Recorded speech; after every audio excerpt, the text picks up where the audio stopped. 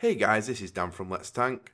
Today we are going to be looking at which tanks I think will be best to go into Legion with. Please remember, some of these lists are my own thoughts, so don't take anything to heart. This video was done during the pre-Legion event. So for this, I'm going to be looking at a few things. How fun is the class to play? This is important because if it isn't fun, why really play it, other than to be aiming for a ranking in the progression race?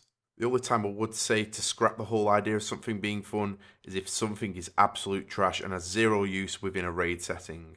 Fortunately, all the tanks for Legion are on point, with only utility being a big factor in most of the differences. Next, we will be looking at the utility of each class, ranking them from best to worst, and finally looking at each class's core defensive mechanics. So when looking at how fun the class is to play, I am considering a number of things, mainly how is the rotation, how complex is the rotation, and how challenging is the class. If it's too easy, then you'll become bored. Too hard, and it will have the same effect on you, taking up too much time to learn, when all you want to do is pick up and go. So going into Legion, we actually have 6 tanking classes to choose from. These are Warrior, Monk, Demon Hunter, Death Knight, Druid, and Paladin, with the Vengeance Demon Hunter being the new tank to play in Legion. So let's start by talking about the Warrior. Warriors to me have always been the bread and butter of all tanking classes, but unfortunately for Warriors, not much has changed since Warlords of Draenor. For a new person picking it up, it is fun, and it does run smooth. However, if you are a veteran warrior, then you may get bored of this fast. Fortunately, once you get your artifact weapon, it does spice up the rotation a little bit, but nothing too complex. A few things do keep the warrior interesting and fun. As always, Heroic Leap and Charge are always fun to use, and probably one of the main reasons I personally enjoy playing my warrior. The big letdown with being fun and engaging for the warrior comes with the shield block and ignore pain combo for me personally. I just don't really see how they fit together. It just doesn't feel quite right. There's something missing between them both. At the moment, it just feels like you just want to be spending all your rage on putting up ignore pain and getting as much uptime on your ignore pain as possible, which really means that shield block is a bit useless compared to ignore pain. Ignore pain's so strong for the warrior at the moment that even when they do try to nerf it, it's still going to be ridiculously strong. So because of this, overall the warrior to me is mid of the pack for a fun and engaging class. Next, the Demon Hunter. The thing the Demon Hunter has for it is that it is fresh and new, something no one has played apart from in beta and alpha. There is a learning curve for any type of player wanting to play as a Demon Hunter. Their talent choice makes them be able to be very complicated, or you can stick to having less abilities and a lot of passives. The Demon Hunter feels like it has taken the best of most of the other tanks and merged them into this class. The class is very high mobility like a warrior and decent self-healing like a Death Knight. The final note about Demon Hunter tanks are their sigils. This to me makes the Demon Hunter a very important class to consider playing. They give the player something to do outside the base rotation, which will break up the repetition of doing the same thing over and over, while always giving the player something to consider doing. The only real big disappointing factor of sigils is there are not more choices to pick from, and they haven't considered doing other sigils to go with the Vengeance Demon Hunter. Guys, if you're new to tanking and you want to have a really good experience, I would really consider picking a Vengeance Demon Hunter up and just going balls to the walls. The rotation is really simple and easy to pick up, and you're going to have a blast with Chain of Sigils and the other sigils you can just put down and pop on everything. A really fun class to play and one of my top picks. The Death Knight has a very nice and steady rotation. There is very little downtime with the runes if you play the class well. Keeping stacks of Bone Shield up using Marrow Rend is another thing you as a player need to keep track of. I will say, for veteran Blood Death Knights who enjoy how the Death Knight was, will definitely not be enjoying the changes to how it's gone to. They have really downsized the Blood Death Knight, and a lot of the feedback is they don't like Blood Death Knight. Personally for me, I swapped to a Blood Death Knight on the beta and I really enjoyed how they play and how it feels to play them. I thought they was really well designed, and the downscaling they did with the plagues was much needed to make the class a bit simpler. I thought having too many plagues was a bit silly for a Blood DK, but that's my personal opinion. Anyway, on a scale, they're not the best tank to play for been fun, but they're also definitely not the worst. The worst one is going to be talked about right now, which is the Paladin, which is easily the worst of the tanking classes for a fun and interactive play style. The rotation feels very clunky, the healing does not feel right at the moment, even with the recent buff. If you are not a die-hard Paladin fan, I would definitely not recommend playing one or even picking it up at the moment. However, even though I am very negative about the fun style of the Paladin at the moment and how clunky it is, I do think it's going to have its place in a mythic raid team, which I will probably be talking about later on in the video. So I'm going to rate this guy at the bottom of the list for fun and engaging.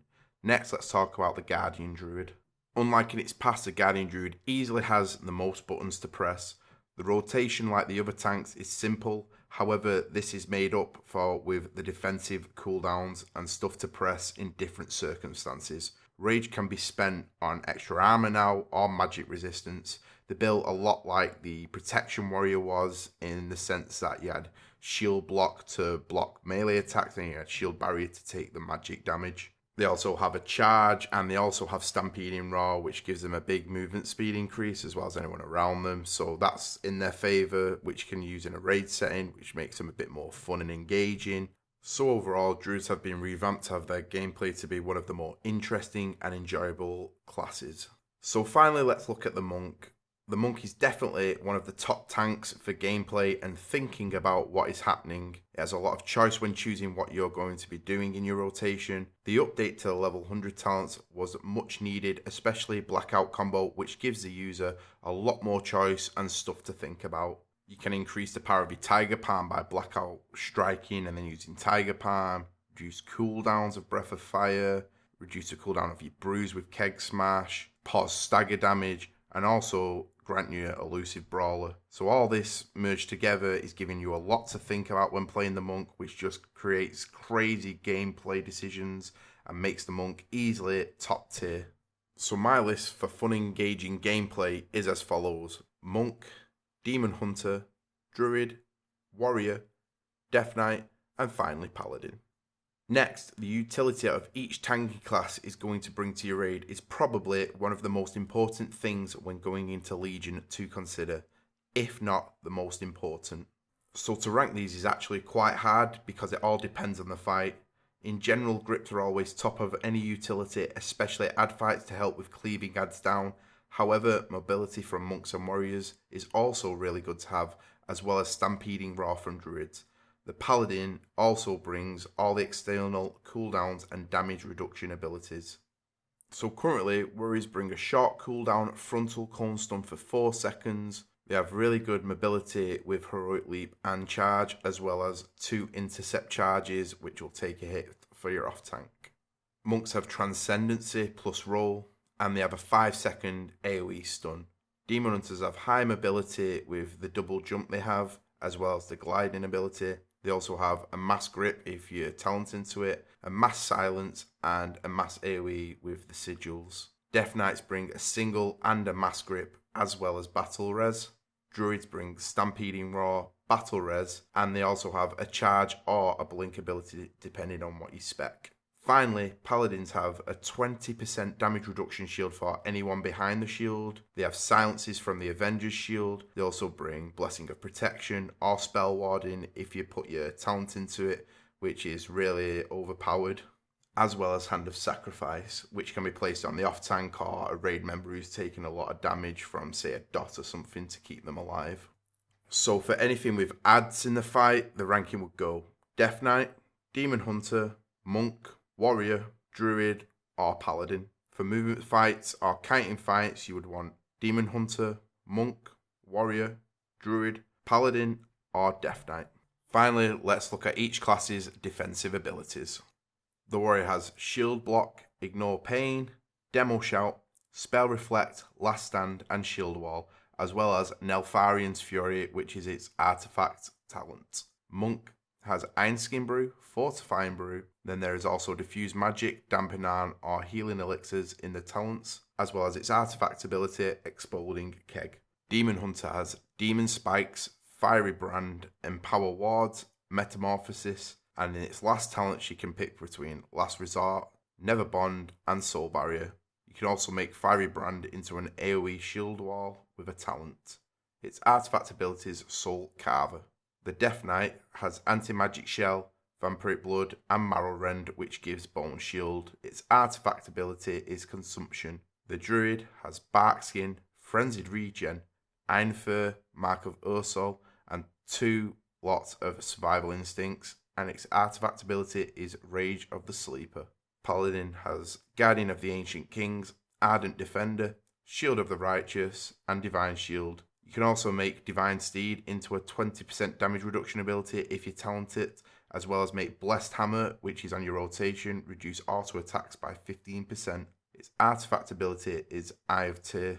So as well as if you've also got to consider that the monk has an inbuilt stagger, which is an automatic damage reduction to anything it hits, and then it spreads out over a set time, which you can then purify this damage off, or it just leaves a dot on you that ticks you down slowly. The Death Knight is also going to be healing for a hell of a lot. In the beta, it was doing pretty much as much, if not more, than most of the healers. And then you've got the Demon Hunter, which also does quite a lot of self-healing. But as it stands for actual defensive abilities that you're going to press and use, my rating goes Druid, Warrior, Paladin, Demon Hunter, Monk, then Death Knight. So from a rating perspective, you want to take most, if not all, these factors into consideration. Overall, this is how I would rank tanks from the information I've just provided. Warrior, Druid, Death Knight, Paladin, Demon Hunter, then Monk. This is because, to me, no matter how fun a class is to play, it's got to have a really good purpose in a raiding environment, and Warrior-Druid combination is just so strong at the moment on the beta that it's pretty much silly to pass up, as well as Death Knight's self-healing is ridiculously high, especially in the Mythic dungeons. You can probably already see what you want to play based on how hardcore or casual you're going to take Legion. All the tanks are pretty much on par, with only very little separating them in terms of core rotation. Depending on how you want to play Legion is what you will be choosing to tank with. For me, I will be going Blood Death Knight as well as my Warrior and Paladin for later on. I hope this helps at least some people out there choose a class for Legion. I'll catch you guys in my next video, and I'll see you in about a week for all the Legion guides I'm going to be putting out. Guides for Warrior tanking, Demon Hunter tanking, Paladin tanking, Death Knight tanking. We're going to have Mythic Plus dungeons. It's going to be crazy. I'm going to be putting a lot more time in the next few weeks into this channel. So I hope to see you guys soon. And please like, comment, and subscribe if this did actually help you.